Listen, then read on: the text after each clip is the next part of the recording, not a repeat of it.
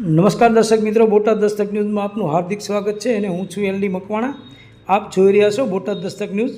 હવે પછીના સમાચાર વિગતવાર.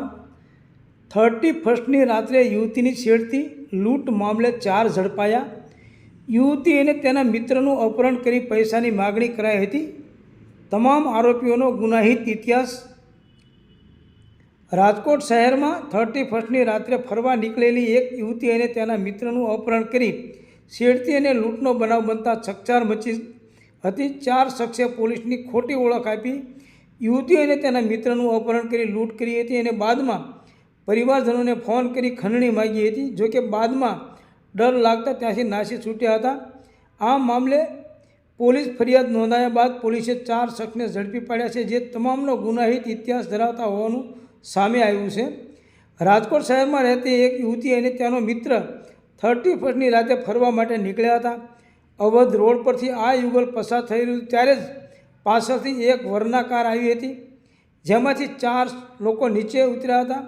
તેમણે પોલીસ તરીકેની ઓળખ આપી યુવકને કહ્યું હતું કે આટલી રાત્રે ક્યાં જાઓ છો, તારા માતા પિતાને બોલાવે એમ કહી ફરિયાદી યુવક અને યુવતીને અવારું જગ્યાએ લઈ જઈ બાદમાં રૂપિયાની માગણી કરી હતી. જોકે યુવક પાસે માત્ર ₹1700 હોવાથી ફરિયાદી યુવકના પિતાને ફોન કરી ખંડણી માગવામાં આવી હતી.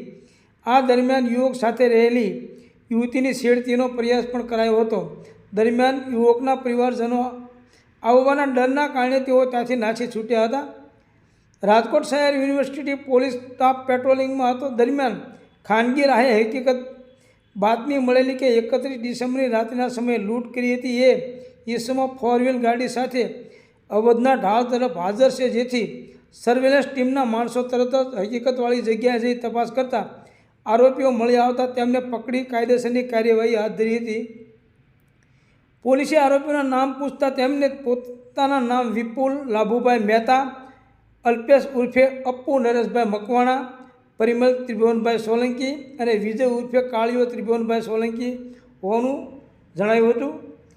યુનિવર્સિટી પોલીસે BNS કલમ 204 એકો 43 3 75 127 2 309 6 308 5 351 3 115 2 3 5 119 1 મુજબ ગુનામાં ધરપકડ કરી કાયદેસરની કાર્યવાહી હાથ ધરી છે.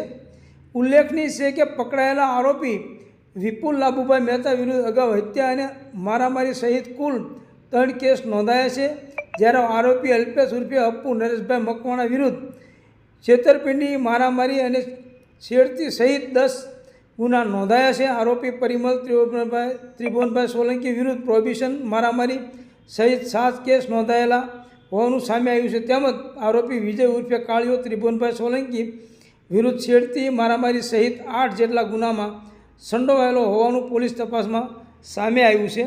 સૌજન્ય દિવ્યા ભાસ્કર, બોટાદ દસ્તક ન્યૂઝ, LD મકવાણા, બોટાદ.